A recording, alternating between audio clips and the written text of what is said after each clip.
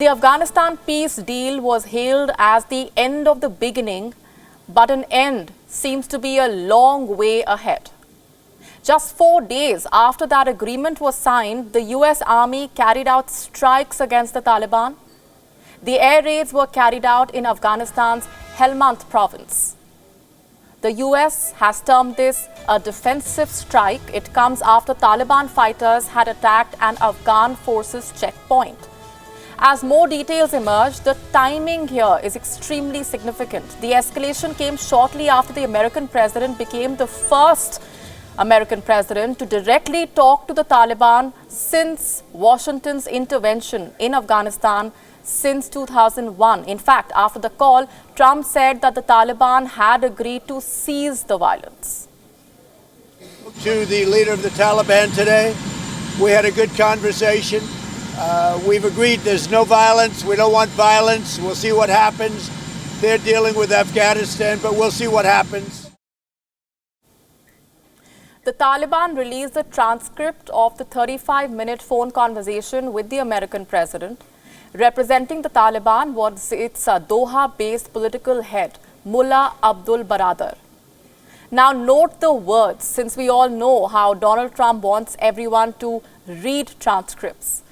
During the call, the Taliban said, and I'm quoting, "The Islamic Emirate of Afghanistan or Taliban is a strong political and military force that aims to maintain positive bilateral relations with the US and other world countries. Establishing a government of our own, choosing in our homeland is the legitimate right of Afghans," unquote. To which the Taliban claims Trump said during the call, and I'm quoting again, "You are tough people and have a great country, and I understand that you are fighting for your homeland. We have been there for 19 years, and withdrawal of foreign forces from Afghanistan now is in the interest of everyone," unquote.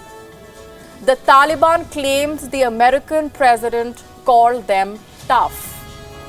And this call comes in the backdrop of a disagreement on prisoner swaps between the Afghan government and the Taliban after the deal was signed. In the first hurdle, the Afghan government said that it made no commitment to free 5,000 Taliban prisoners, and the Taliban refused to hold talks with Kabul until it releases the group's 5,000 prisoners. Remember, the Afghan government was not a part of the deal signing, but the two signatories agreed to hold separate talks.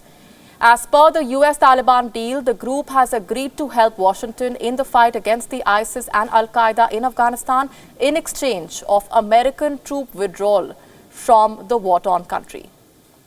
The development comes at a time of political turmoil in Kabul. President Ashraf Ghani's rival Abdullah has contested the September 2019 election results. The deal was signed after 18 months of negotiations with an aim to end the 18-year-long Afghanistan conflict. And if it was to be the trump card during campaigning in the US elections, for now that plan seems to not be going too well. It is a long road to peace in Afghanistan. The journey has already encountered its first hurdles. But will this mean the peace process altogether comes to a screeching halt? Watch this space as we continue to track that journey.